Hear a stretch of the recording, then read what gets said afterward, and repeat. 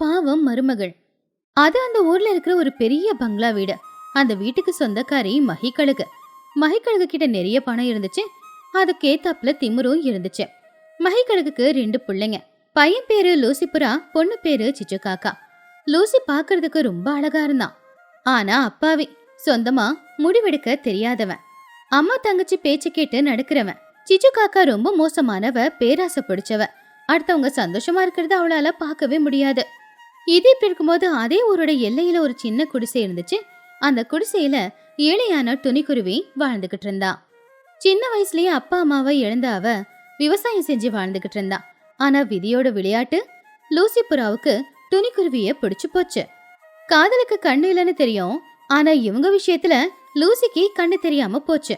அவங்க அம்மாவை பத்தி தெரிஞ்சிருந்தும் துணிய கல்யாணம் பண்ணிக்கிட்டு வீட்டுக்கு கூட்டிக்கிட்டு வந்தான். ஒரு கழுகு கூட்டத்துல ஒரு குருவி மாட்டிக்கிட்ட நிலைமை அது. அன்னைக்கு சாயந்தர நேரம் லூசிபுரா துணிய கல்யாணம் பண்ணிக்கிட்டு அவங்க வீட்டு வாசல்ல வந்து நின்னுக்கிட்டு இருந்தான். லூசி ரொம்பவும் தயக்கத்தோட பயத்தோட பேசினா. அம்மா அம்மா வெளியே வாங்கம்மா, என் கூட ஒருத்தரை இந்த வீட்டுக்காக நான் கூட்டிட்டு வந்திருக்கேன் அப்படின்னு லூசிபுரா கூப்பிட்ட உடனே மஹி சிச்சு 2 பேரும் வீட்டு வாசலுக்கு வந்தாங்க. லூசி பக்கத்துல நின்னுக்கிட்டு இருக்கிற ஒரு சின்ன குருவிய பார்த்ததும் அவங்களுடைய முகமே மாறி போச்சு. முதல்ல ஆச்சரியம், அதுக்கப்புறமா கோவம், வெறுப்பு, இது எல்லாமே சேர்ந்து மகிக்கழுகு கோவமா லூசிய பார்த்து, அட யாருப்பா இந்த பொண்ணு? நம்ம வீட்டுக்கு புதுசா வேலைக்காரிய யாராவது கூட்டிட்டு வந்திருக்கியா? பார்க்க சின்ன குருவி மாதிரி இருக்கா. இவ நம்ம வீட்டுக்கு செட் ஆக மாட்டா, அனுப்பிடு. அம்மா அம்மா இவ வேலைக்காரி இல்லம்மா. இவளும் நானும் காதலிச்சோம். நாங்க 2 பேரும் கோயில்ல கல்யாணம் பண்ணிக்கிட்டோம். இவ என் பொண்டாட்டி, உங்க மருமக. மகியோட தலையில இடிய விழுந்த மாதிரியே இருந்துச்சு. சிச்சு காக்கா வாயை பழந்து பாத்துக்கிட்டு இருந்தா. அப்போ சிச்சு கிண்டலா இப்படி சொன்னா, என்னது இவ இந்த வீட்டு மருமகளா? இவளை பார்த்தா வேலைக்காரி மாதிரி தெரியுது. இவ இந்த வீட்டு மருமகன்னு சொல்றீங்க? உங்க ஸ்டேட்டஸுக்கு ஏத்த மாதிரி பொண்ணு இல்ல, இவ உங்க பொண்டாட்டியா? என்ன மன்னிச்சிடுங்க, நான் இந்த வீட்டு வேலைக்காரி இல்ல, உங்களுக்கு மருமகளா வந்திருக்கேன். உங்களை ரொம்ப நல்லா பாத்துக்குவேன். இந்த வீட நான் கோயிலு மாதிரி நினைக்கிறேன். தயவு செஞ்சு என்ன வீட்டுக்குள்ள சேர்த்துக்குங்க. போதும் நிறுத்தியா? என் புள்ள உன் கழுத்துல தாலி கட்டிருக்கான் அப்படின்னு உன்னை வீட்டுக்குள்ள ஏத்துக்கிறேன். ஆனா என்னைக்குமே எங்க ஸ்டேட்டஸ்க்கு ஏத்த மாதிரி நீ எங்க வீட்டு மருமகளா ஆக மாட்ட. நீ எப்பவுமே இந்த வீட்டுக்கு ஒரு வேலைக்காரி தான். வேலைக்காரியா இருக்கிறதா இருந்தா வீட்டுக்குள்ள போ, மருமகளா வர்றதா இருந்தா வராதே நீ. அம்மா ப்ளீஸ்மா, அந்த மாதிரி சொல்லாதீங்க. எல்லாமே உங்களாலதான் அண்ணன். இவளை எதுக்காக வீட்டுக்குள்ள கூட்டிட்டு வரீங்க? நம்ம ஸ்டேட்டஸுக்கு இவ ஏத்தவளா? இவ ஸ்டேட்டஸுக்கு நம்ம வீட்டுக்குள்ளேயே வரக்கூடாது. இவோ துணிக்குருவி முதல் நாளே கண்ணீரோட மாமியார் வீட்டுக்குள்ள அடி எடுத்து வச்சா. அங்க ஆரத்தியும் இல்ல, எந்த ஒரு வரவேற்பும் இல்ல. மாமியார் நாத்தனாருடைய அவமான பேச்சுக்கள் மட்டும்தான் இருந்துச்சு. உண்மையான கெட்ட காலம் துணிக்கு அப்பதான் தொடங்கியே இருந்துச்சு. சிச்சு காக்காவுக்கு துணிய சுத்தமா பிடிக்கவே இல்ல. எவ்வளவுதான் கஷ்டப்பட்டு வீட்டு வேலை செஞ்சாலும், எவ்வளவு ருசியா சமைச்சு கொடுத்தாலும் ஏதாவது ஒரு குறை சொல்லிக்கிட்டே தான் இருந்தா. லூசிபுரா ஆபீஸ்க்கு போனதுக்கு அப்புறம் தான் சிச்சு அவருடைய நாடகத்தையே ஆரம்பிப்பா. ஒரு நாள் சிச்சு காக்கா துணி சமைச்சு வச்ச பாயச பாத்திரத்தை கீழே போட்டுட்டு, அம்மா இங்க பாருங்கம்மா, இந்த துணி என்ன பண்ணிருக்கான்னு. நான் பாயசம் கேட்டேன்னு கோபத்துல பாயசத்தை கீழே தூக்கி கொட்டிட்டான். துணிக்குருவி பயத்துல நடுங்கிக்கிட்டே, ஐயோ அண்ணி, நான் கீழே கொட்டல அண்ணி, நீங்க தான் கை தவறி கீழே விட்டுட்டீங்க போல. அப்பதான் ஹால்ல இருந்து அங்க வந்த மகிக்கழுகு துணியோட கன்னத்துல ஓங்கி அரைஞ்சா. என்னடி, என் பொண்ணு கீழே கொட்டிட்டான்னு அவ மேல பொய் சுமத்துறியா? என் பொண்ணுக்கு பாயசம்னா எவ்வளவு பிடிக்கும்னு எனக்கு தெரியாதா? அவ போய் கீழே கொட்டுவாளா? நீதான் வேலை செய்ய கஷ்டப்பட்டுக்கிட்டு அவ கேட்டான்னு கீழே கொட்டிட்டிய கோவத்துல. ஐயோ அத்தை, அப்படியெல்லாம் சொல்லாதீங்க அத்தை, நான் அந்த மாதிரி செய்யல. அப்போ சிச்சு காக்கா கண்ணுல கண்ணீரோட, பாருமா என்ன பார்த்து எப்படி சொல்றான்னு. நான் போய் கீழே கொட்டிட்டேன்னு அண்ணன் வரட்டும், நான் யாருன்னு காட்டுறேன். சாயந்தரம் லூசி ஆபீஸ்ல இருந்து வந்த உடனே இல்லாதது பொல்லாததுமா துணிய பத்தி சொல்லிக்கிட்டு இருந்தாங்க. லூசி அப்பாவி அப்படிங்கறதுனால உண்மையை தெரிஞ்சுக்காம துணிய அவன் திட்டிக்கிட்டு இருந்தான். பாவம் துணி அழறத தவிர அவளால எதுவுமே பண்ண முடியல. இப்படியே நாட்களும் போச்சு. அந்த வருஷம் குளிர்காலம் ரொம்ப பயங்கரமா இருந்துச்சு. 8 மணி ஆனாலும் வெயில் இல்லவே இல்ல. பனி இன்னும் புடிச்சுக்கிட்டு தான் இருந்துச்சு. அந்த குளிர்ல எழுந்துச்சு வேலை செய்யறது துணிக்கு நரகம் மாதிரி இருந்துச்சு. ஆனா மகிகளுக்கு சிச்சு காக்கா மட்டும் எழுந்திருக்காம போர்வை போத்தி நல்லா படுத்து தூங்கிக்கிட்டு இருப்பாங்க. ஆனா துணி மட்டும் அந்த குளிர்ல எல்லா வேலைகளையும் செய்ய வேண்டியதா இருந்துச்சு. துணி ஒரு பக்கெட்டு நிறைய துணி இருக்கு. மிஷின் கெட்டு போயிருக்கு, அதனால மிஷின்ல துவைக்க முடியாது, கையில தான் துவைக்கணும். சோப்பு அதிகமா போடாத, கிளீனா துவைச்சிடு. துணி அந்த பக்கெட்ல இருக்கிற தண்ணிய தொட்ட உடனே அவளுக்கு கரண்ட் ஷாக் அடிச்ச மாதிரி இருந்துச்சு. இந்த ஐஸ் தண்ணியில வேலை செஞ்சு செஞ்சு கையெல்லாம் ஒரு மாதிரி உதறுதத்த. தயவு செஞ்சு ஒரு மக்கு சுடு தண்ணி தரீங்களா? சிச்சு காக்கா ஹீட்டர் முன்னாடி உட்காந்துக்கிட்டு, இவ பெரிய மகாராணி, இவளுக்கு பச்சை தண்ணில வேலை செய்ய முடியாதுன்னு ஒரு மக்கு சுடு தண்ணி குடுக்கணுமா? இங்க பாருடி, இதுலதான் கழுவி ஆகணும். உனக்கு சுடு தண்ணி எல்லாம் வச்சு குடுக்க முடியாது. துணிக்குருவிக்கு வேற வழி இல்லைங்கிறதுனால அந்த குளிர்ந்த தண்ணீரிலேயே அவ துணியை துவைக்க ஆரம்பிச்சா. ஒவ்வொரு துணிய பிடிஞ்சு போடும்போது அவளுக்கு கையெல்லாம் வலிக்க ஆரம்பிச்சது. கையெல்லாம் பாவம் செவந்து போச்சு. கண்ணுல இருந்து கண்ணீரும் கொட்ட ஆரம்பிச்சது. அந்த கண்ணீர் எல்லாமே தண்ணியோட தண்ணியா கலந்து யாருக்குமே தெரியல. அம்மா, எங்கம்மா இருக்கீங்க? என்ன கூட்டிட்டு போயிடுங்க அப்படின்னு மனசுக்குள்ளேயே வருத்தப்பட்டுக்கிட்டு இருந்தா துணி. சாயந்தர நேரம் லூசி வீட்டுக்கு வந்தான். துணி கைக்கு மஞ்சள் பூசிக்கிட்டு வீட்டுல ஒரு மூலையில உட்காந்துக்கிட்டு இருந்தா. அம்மா, எனக்கு ஒரு கப் காஃபி கொடுங்க. ஆமா, துணி எங்க?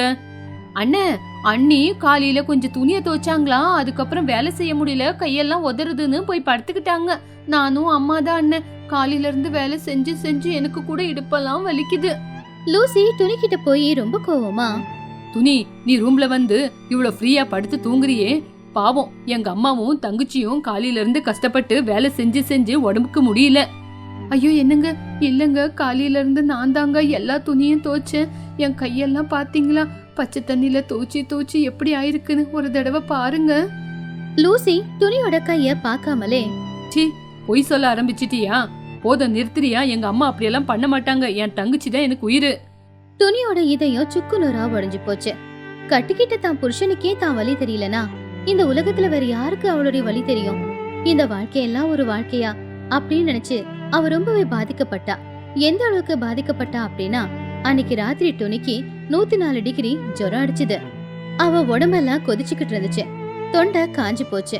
எழுதிக்க கூட அவளால முடியல. காலையில நேரம் மகிக்கழுகு ரொம்பவும் கோவமா துணி பக்கத்துல வந்து, என்னடி இவ்வளவு நேரம் ஆச்சு இன்னும் படுத்து தூங்குற? கல்யாணம் ஆன உடனே வேலை செய்ய மறந்து போச்சோ? காஃபி யார் வச்சு குடுக்கறது?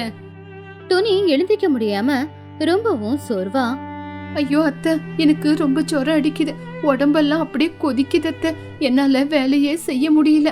ஒரு பாராசிட்டமல் மாத்திரை குடுக்கறீங்களா? நான் சாப்பிட்டுக்கிறேன். சிச்சு காக்கா வந்து துணியோட நெத்திய தொட்டு பார்த்து, அம்மா, இவ நல்லா நாடகம் ஆடுறா. இவளுக்கு ஜுரமும் இல்ல, ஒண்ணும் இல்ல, உடம்பெல்லாம் சில்லுன்னு தான் இருக்கு. படுத்துக்கிட்டே தூங்கிக்கிட்டு இருந்தா உடம்பு அதுக்கப்புறம் சூடா இல்லாம இருக்குமா? இவளுக்கு நம்ம தண்ணி கொண்டு வந்து குடுக்கணுமா? ஐயோ அண்ணி, இல்லங்க அண்ணி, உண்மையிலேயே எனக்கு ரொம்ப ஜுரம் அடிக்குது. கொஞ்சம் தண்ணி கொடுத்தா மாத்திரை போட்டுக்கிறேன். தண்ணி தானே வேணும், இருமா இரு, போய் தண்ணி கொண்டு வரேன். மகிக்கழுகு கோவமா வெளியில போச்சு. வெளியில வச்சிருந்த ஒரு பக்கெட் தண்ணிய அது உள்ள கொண்டு வந்து ஜுரத்துல கஷ்டப்பட்டுக்கிட்டு இருந்த துணி மேல அந்த பக்கெட் தண்ணிய ஊத்திடுச்சு. ஐயோ, நான் செத்துருவேன் போல அப்படின்னு தவிக்க ஆரம்பிச்சா துணி. பாவம், கொதிக்கிற உடம்புல அந்த சில்லுன்னு தண்ணி ஊத்தின உடனே அவளுக்கு என்ன பண்றதுன்னே தெரியல. இப்பவாவது எந்திரிக்க போறியா இல்ல இப்படியே படுத்து தூங்க போறியா? இன்னொரு பக்கெட் தண்ணி கொண்டு வரட்டுமா?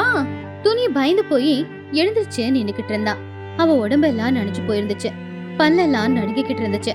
ஆனா அந்த குளிர்ல அவ எழுந்திருச்சு வீட்டு வேலையெல்லாம் செய்ய ஆரம்பிச்சா. அவளால சரியா நிக்க கூட முடியல. அவ தடுமாறது கூட அந்த ராட்சசிங்க பார்வைக்கு தெரியல. அன்னைக்கு ஃபுல்லா நரகத்தை அனுபவிச்சுக்கிட்டு இருந்தா துணிக்குருவி. சாயந்தர நேரம் லூசி வீட்டுக்கு வந்தான். அப்போ வீட்டுல ஜுரத்துல கஷ்டப்பட்டுக்கிட்டு ஒரு மூலையில படுத்துக்கிட்டு இருந்த அவனுடைய பொண்டாட்டி துணிய பார்த்து உடனே லூசி புறா அவ பக்கத்துல போனா. துணி, என்னாச்சு? ஏன் இன்னும் படுத்து தூங்கிக்கிட்டு இருக்க? சாப்பிடலையா? துணி கஷ்டப்பட்டு எழுந்துச்சு நின்னு புருஷனோட கால்ல விழுந்து அழ ஆரம்பிச்சிட்டா. தயவு செஞ்சு என் பேச்சு கேளுங்க. உங்க அம்மாவும் தங்கச்சியும் உங்க முன்னாடி நாடகம் ஆடுறாங்க. காலையில நீங்க வேலைக்கு போனதுக்கு அப்புறம் எல்லா வேலையும் நான் தான் செய்யறேன். எனக்கு உடம்புக்கு முடியலங்க. வேலை செஞ்சு செஞ்சு என் கையெல்லாம் எப்படி ஆயிருக்குன்னு பாருங்க. தயவு செஞ்சு நம்ம 2 பேரும் தனி கொடுத்துன்னு போயிடலாம், இல்லன்னு எங்க அம்மா வீட்டுக்கு போறேன். அதுக்குள்ள மகிக்கழுகும் சிச்சு காக்காவும் அங்க வந்தாங்க. சிச்சு அழ ஆரம்பிச்சிட்டா. ஐயோ அண்ணன், பாருங்க அண்ணன், காலையில இருந்து அன்னைக்கு முடியலன்னு நானும் அம்மா தான் அண்ணன் எல்லா வேலையும் செஞ்சு செஞ்சு இப்ப பாருங்க எங்க கையெல்லாம் எப்படி இருக்குன்னு. இப்போ எல்லாமே செஞ்சு கொடுத்தா கூட நாங்க கெட்டவங்கன்னு அண்ணி சொல்றாங்க. அம்மாவை எதேதோ சொல்லி திட்டுறாங்க. டேய் ஆமாண்டா, இவ உண்மையிலேயே நம்ம வீட்டுக்கு வந்த மருமக கிடையாது, இவ சரியான பேய்டா. லூசி புறா அம்மா தங்கச்சியோட பேச்சு கேட்டு அவங்க சொல்றது உண்மைன்னு நினைச்சு, எங்க அம்மா எவ்வளவு நல்லவங்கன்னு எனக்கு தெரியும். ஆனா எங்க அம்மா மேல அபண்டமா பழி சுமத்துறியா? உன்னை நல்லவன்னு நினைச்சு நான் கல்யாணம் பண்ணிக்கிட்டு வந்தேன். ஆனா நீ இந்த வீட்டுக்கு வந்த பேய். சீ, என் கண்ணு முன்னாடி நிக்காத, வெளியே போ. லூசி துணிய காலால எட்டி உதைச்சான். எங்க அப்படியெல்லாம் சொல்லாதீங்க, தயவு செஞ்சு நான் சொல்றத கேளுங்க. சீ, உன்னை போய் நம்பி இந்த வீட்டுக்கு மருமகளா கூட்டிட்டு வந்தேன் பாரு. முதல்ல என் செருப்புல என்ன நானே அடிச்சுக்கணும். முதல்ல வீட்டை விட்டு வெளியே போ, போய் குளிர்ல படு. லூசி புறா துணிய கழுத்தை பிடிச்சி வெளியில தள்ளி விட்டுட்டு உடனே வீட்டோட கதவையும் சாத்திட்டான். உள்ள அவன் தாழ்பால் போடுற சத்தம் வரைக்குமே துணியோட காதுல விழுந்துச்சு. வெளியில அன்னைக்கு அமாவாசைன்றதுனால பயங்கரமான இருட்டு. சொல்ல போனா கிளைமேட் 0 டிகிரிக்கு போயிருந்துச்சு. வெளியில பனிமலை அந்த அளவுக்கு பொழிஞ்சுக்கிட்டு இருந்துச்சு. ஜுரத்தால உடம்பு கொதிச்சுக்கிட்டு இருந்துச்சு. வெளியில குளிர் தாங்க முடியாத அளவுக்கு இருந்துச்சு. வெளியில குளிர், உள்ள ஜுரம், ரெண்டுத்தையும் வச்சுக்கிட்டு துணிக்குருவி அன்னைக்கு ராத்திரி ரொம்பவும் கஷ்டப்பட்டா. உள்ள மாமியார் நாத்தனார் 2 பேரும் சிரிச்சுக்கிட்டு இருந்தாங்க. ஆனா அப்பாவி மருமக வெளியில குளிர்ல பாவம் ஒரே நிலைமைக்கு போயிட்டா. லூசி கதவு திறந்து வெளியில வந்தப்போ துணியோட உடம்புல உயிர் இல்ல. ஆனா அதை பார்த்து அவன் கொஞ்சம் கூட வருத்தமே படல. அமைதியா நின்னு வேடிக்கை தான் பாத்துக்கிட்டு இருந்தான். இந்த கதையில இருக்கிற நீதி என்னன்னா, கேட்பார் பேச்ச கேக்குற புருஷன், ரொம்பவும் கொடுமையான மாமியார், பொறாமப்படும் நாத்தனார், இவங்க இருக்கிற வீட்டுல எந்த ஒரு பொண்ணாலையும் வாழ முடியாது. உறவுனாலே நம்பிக்கை, அந்த நம்பிக்கை இல்லாத இடத்துல உயிர் தான் போகும். குடிலில் படிக்கும் புஜ்ஜி குருவி. கிராமத்துல 2 பெரிய வீடுகளுக்கு நடுவுல ஒரு சின்ன குடிசை இருந்துச்சு. அந்த பெரிய வீடுகள்ல ஒன்னத்துல சிச்சு காக்கா, இன்னத்துல சோட்டு கிளி இருந்துச்சு. அவங்க 2 பேருமே பெரிய பணக்காரங்க. ஆனா அவங்க பிள்ளைங்களான சின்ன பண்ணோ 2 பேருமே படிப்புல பின்தங்கி சாப்பிடுறதுல முன்னாடி இருந்தாங்க. நடுவுல இருக்கிற சின்ன குடிசையில துணிக்குருவி அவருடைய பொண்ணு புஜ்ஜி கூட வாழ்ந்துகிட்டு இருந்தா. துணி ஏழையா இருந்தாலும் பொண்ணு மட்டும் ரொம்ப நல்லபடியா படிக்க வச்சுக்கிட்டு இருந்தா. குளிர்காலத்துல பரீட்சை நேரத்துல நடந்த இந்த கதை படிப்போட முக்கியத்துவத்தை தெரியப்படுத்தும். துணிக்குருவி மத்தவங்க வீட்டுல வீட்டு வேலைய பார்த்துட்டு ரொம்ப டயர்டா வீட்டுக்கு வந்தா.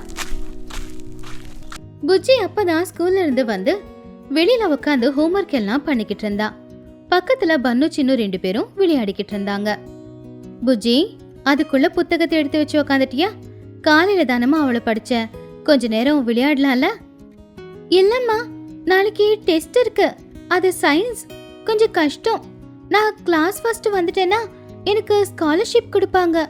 அப்போ உனக்கு கொஞ்சம் செலவு குறையலாமா? அதான்.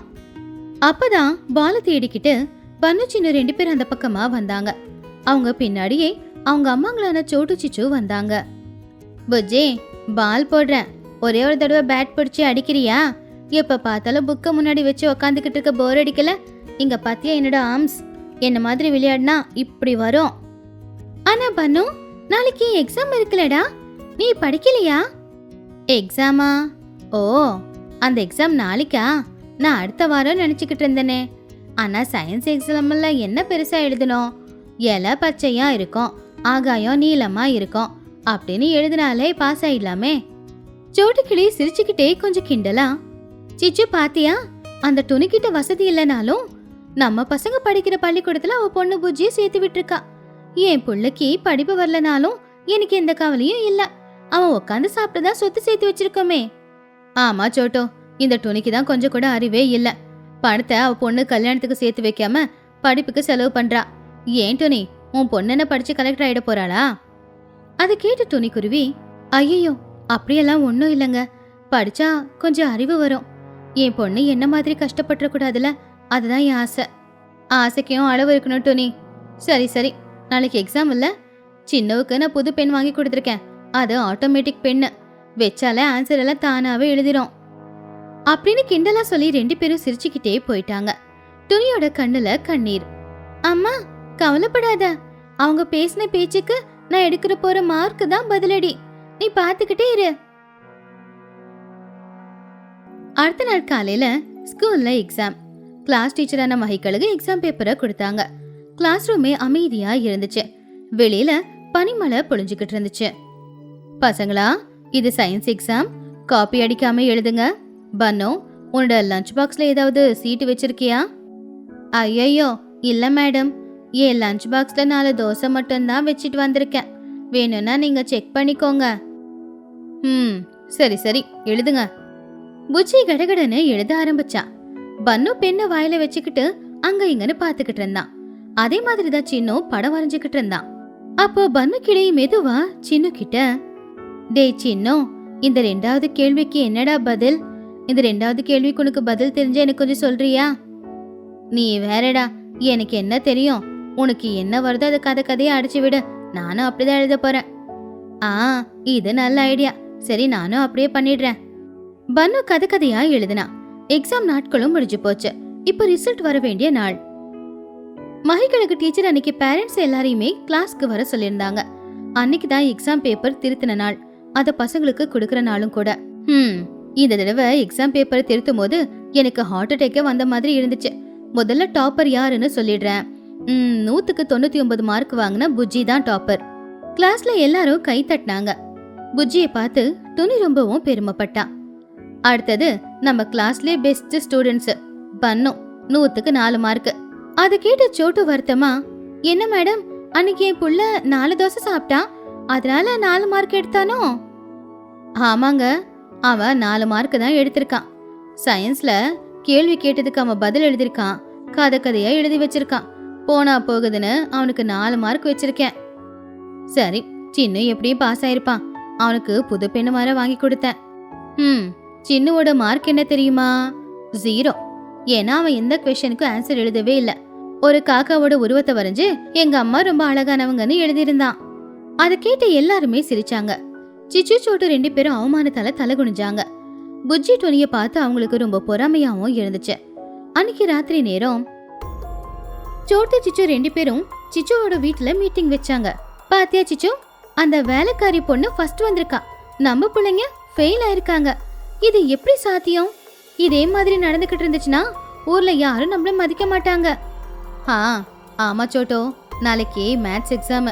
இதுலயும் புஜ்ஜி நல்லா படிச்சு பாஸ் ஆயிட்டான்னு வச்சுக்கோ, அப்புறம் ஊருக்குள்ள எல்லாரும் நம்மள பார்த்து கிண்டல் பண்ணுவாங்க. நாம ஏதாவது ஒண்ணு பண்ணியே ஆகணும். புஜ்ஜி படிக்க கூடாது. இன்னைக்கு ராத்திரி அவளை படிக்க விடாம செய்யணும். எப்படி, புத்தகத்தை திருடிடலாமா?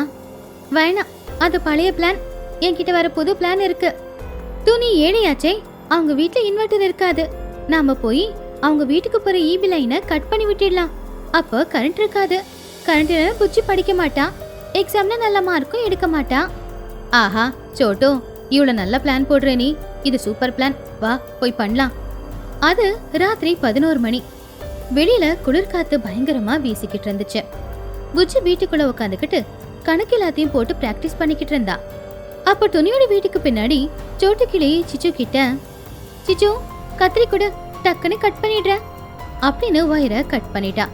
ஒரு நொடியில துணியோட வீட்டுல மட்டும் கரண்ட் போயிடுச்சு. அப்போ துணி புஜ்ஜி கிட்ட, ஐயோ கரண்ட் போயிடுச்சு புஜ்ஜி, இப்போ நீ எப்படி படிக்க போற? ஆமாமா, இன்னும் 2 சாப்டர் கம்ப்ளீட் பண்ணணும். நாளைக்கு எக்ஸாம்க்கு அது கண்டிப்பா வரும். இப்போ என்ன பண்றது? சோட்டு சிச்சு 2 பேரும் பின்னாடி ஒளிஞ்சிருந்து பார்த்து சிரிச்சுக்கிட்டு இருந்தாங்க. சிச்சு காக்கா சந்தோஷமா, பாத்தியா கரண்ட் போயிடுச்சு, இனி புஜ்ஜி படிக்க மாட்டா, அவ பாட்டுக்கு போய் படுக்க வேண்டியதுதான். ஆனா உள்ள நடந்ததே வேற. அம்மா, நான் படிச்சேதான் ஆகணும். வெளியில நிலா வெளிச்சம் இருக்கு இல்லையா, நான் வெளியில போய் உக்காந்து படிச்சுக்கிறேம்மா. ஐயோ வெளியிலயா? வெளியில பனி பொழியுது, குளிர் அதிகமா இருக்கும் புஜ்ஜி. பரவாயில்லம்மா, நான் ஸ்வெட்டர் போட்டுக்கிட்டு படிக்கிறேன். இந்த எக்ஸாம்ல நான் பாஸ் ஆனதானே எனக்கு ஸ்காலர்ஷிப் வரும், அதனால நான் எப்படியாவது படிச்சாகணும். நான் வெளியில போறேம்மா அப்படின்னு சொல்லி புஜ்ஜி அவளுடைய கைத்துக்கட்டல வெளியில இழுத்துக்கிட்டு வந்தா. குளிர் அதிகமா இருந்துச்சு, ஆனா அதெல்லாம் பெருசா எடுத்துக்கல. புஜ்ஜி உக்காந்துக்கிட்டு மறுபடியும் கணக்கு மேல கணக்கு போட்டு பிராக்டிஸ் பண்ணிக்கிட்டு இருந்தா. நிலா வெளிச்சமும் இருந்துச்சு, தெருவிளக்கு வெளிச்சமும் இருந்துச்சு. ஆனா போக போக குளிர்ல புஜ்ஜி ரொம்பவும் கஷ்டப்பட்டு பிராக்டிஸ் பண்ணிக்கிட்டு இருந்தா. இத பார்த்து துணிகுருவிக்கு ரொம்பவும் வருத்தமாச்சு. என் செல்ல பொண்ணு படிக்கிறதுக்காக எவ்வளவு கஷ்டப்படுறா. கடவுளே, நீ எங்களுக்கு எது கொடுக்கலனாலும் பரவாயில்ல, என் பொண்ணுக்கு மட்டும் கொஞ்சம் உதவி பண்ணு. துணி வீட்டுக்குள்ள போய் ஒரு மண்ணெண்ணெய் விளக்க வெளியில எடுத்தா. அந்த மண்ணெண்ணெய் விளக்குல கொஞ்சமா மண்ணெண்ணைய ஊத்திட்டு அந்த விளக்கையும் எடுத்துக்கிட்டு அவளுடைய பழைய ஷாலும் எடுத்துக்கிட்டு வெளியில வந்தா. அப்ப துணிக்குருவி புஜ்ஜி கிட்ட வந்து, புஜ்ஜி இந்தா, இந்த விளக்கு வெளிச்சத்துல படி, அப்படியே இந்த ஷால்வைய போத்திக்கோ, உனக்கு குளிர்ச்சுன்னா அம்மாவுக்கு உயிர் போன மாதிரி இருக்குமா. புஜ்ஜி பக்கத்துல லேந்தர் விளக்கு எரிஞ்சுக்கிட்டு இருந்துச்சு. அந்த வெளிச்சத்துல புஜ்ஜி எழுதி படிச்சுக்கிட்டு இருந்தா. அப்போ டொனி அவ பொண்ணுக்கு துணையா வெளியில இன்னொரு கைத்து கட்டல் போட்டு உக்காந்துக்கிட்டு இருந்தா. அன்னைக்கு ராத்திரி அம்மா பொண்ணு 2 பேருமே கஷ்டப்பட்டுக்கிட்டு இருந்தாங்க. அம்மா, நீ என் பக்கத்துல இருந்தா எனக்கு சுத்தமா குளிர் எடுக்கிறதே இல்லம்மா. இது எல்லாத்தையும் பாத்துக்கிட்டு இருந்த சோட்டு சிச்சு 2 பேருமே ரொம்ப ஆச்சரியப்பட்டாங்க. புஜ்ஜியோட விடாமுயற்சி, துணியோட பாசம், இது ரெண்டுத்தையும் பார்த்து அவங்க 2 பேர் கண்ணுலயும் கண்ணீர் வந்துச்சு. சோட்டோ, நாம தப்பு பண்ணிட்டோம். கரண்ட் கட் பண்ண அந்த பொண்ணு படிக்காதுன்னு நினைச்சோம். ஆனா இந்த குளிர்ல வந்து உட்காந்து விளக்கு வெளிச்சத்துல படிக்குதே. நம்ம பிள்ளைங்களுக்கெல்லாம் ஏசி ரூம் கொடுத்தா கூட படிக்கவே மாட்டாங்க. ஆமா சிச்சு, நம்ம கிட்ட பணம் மட்டும்தான் இருக்கு. ஆனா இவங்க கிட்டதான் உண்மையான பாசமே இருக்கு. நான் பண்ணது நினைச்சு உண்மையிலேயே நான் ரொம்ப வெக்கப்படுறேன். பாவம், அவங்க 2 பேரும் அப்படி கஷ்டப்படுறத பாத்துக்கிட்டு இருக்க முடியல. அந்த கரண்ட் வயரை நம்ம ஜாயின் பண்ணிடலாமா? அப்படி சோட்டு சிச்சு 2 பேரும் போய் கரண்ட் வயரை ஜாயின் போட்டாங்க. உடனே கரண்ட்டும் வந்துச்சு. புஜி, கரண்ட் வந்துருச்சுமா, வா உள்ள போயிடலாம். அப்பாடா, நன்றி கடவுளே. அவங்க 2 பேரும் உள்ள போனாங்க. சோட்டு சிச்சு அதை பார்த்து சந்தோஷமா அவங்க வீட்டுக்கு போயிட்டாங்க. அடுத்த நாள் காலையில மேத்ஸ் எக்ஸாம். அன்னைக்கு சாயந்தர நேரம் யாரும் எதிர்பாராத விதமா சோட்டுவும் சிச்சுவும் ஸ்வீட் பாக்ஸோட வந்தாங்க. அப்போ டொனி அவங்கள பார்த்து பயந்துகிட்டே, வாங்க, என்னாச்சு? ஏதாவது தப்பு நடந்துச்சா? தப்பு பண்ணது நாங்க டொனி. நேத்து கரண்ட் போச்சுன்னு நினைச்சல. இல்ல, நான் சிச்சு 2 பேரும் சேர்ந்து கரண்ட் வயரை கட் பண்ணிட்டோம். அப்படியா? ஏன்? ஆமா டோனி, நாங்க 2 பேரும் புஜ்ஜி படிக்க கூடாது அப்படிங்கிறதுக்காக அப்படி பண்ணோம். ஏதோ பொறாமையில அப்படி பண்ணிட்டோம். ஆனா தாய் பொண்ணோட பாசத்தை நேத்து பார்த்தோம். அதனால மறுபடியும் நாங்க வயரை ஜாயின் பண்ணிட்டு போயிட்டோம். இன்னைக்கு எக்ஸாம்ல புஜ்ஜி மறுபடியும் 100க்கு 100 எடுத்தால. எங்க பிள்ளைங்க 2 பேரும் ஃபெயிலு. ஒன்னே ஒன்று கேட்கவா டோனி? என்னங்க அது? இன்னிலேருந்து சாயந்தர நேரம் பன்னு சின்னு 2 பேருமே உங்க வீட்டுக்கு தான் வருவாங்க. ஃபீஸ் எவ்வளவு வேணும்னாலும் கொடுக்குறோம். அவங்க 2 பேரையுமே புஜ்ஜி நல்லா படிக்க வைக்கணும். புஜ்ஜி சிரிச்சுக்கிட்டே, ஓகே ஆண்டி, நான் அவங்க 2 பேருக்குமே பாடம் சொல்லித்தரேன். ஆனா ஒரு கண்டிஷன் இருக்கு. என்னது? பன்னு படிக்கும்போது சாப்பிடக்கூடாது, சின்னு வரைஞ்சுக்கிட்டு இருக்க கூடாது. இதுதான் என்னோட ரூல். அப்போ பன்னு முன்னாடி வந்து, என்னது சாப்பிடாம படிக்கணுமா? அது கஷ்டம்தான், ஆனாலும் பாஸ் ஆகணும்ல. நடுவுல வாட்டர் பிரேக் ஆகுது குடிப்பியா புஜ்ஜி? அதை கேட்டு எல்லாருமே சிரிச்சாங்க. அன்னையிலிருந்து புஜ்ஜி துணியோட வாழ்க்கையில ஒரு மாற்றம் வந்துச்சு. எல்லாரும் சந்தோஷமா சாப்பிட்டு வீட்டுக்கு போனாங்க. இந்த கதையில இருக்கிற நீதி, விளக்க அணைக்க நினைக்கிறவன் என்னைக்குமே தோத்துதான் போவான். விளக்க தேடி போறவன் தான் என்னைக்குமே ஜெயிப்பான். படிக்கணும்ன்ற எண்ணம் இருக்கிறவங்களுக்கு எதுவுமே ஒரு தடையா இருக்காது.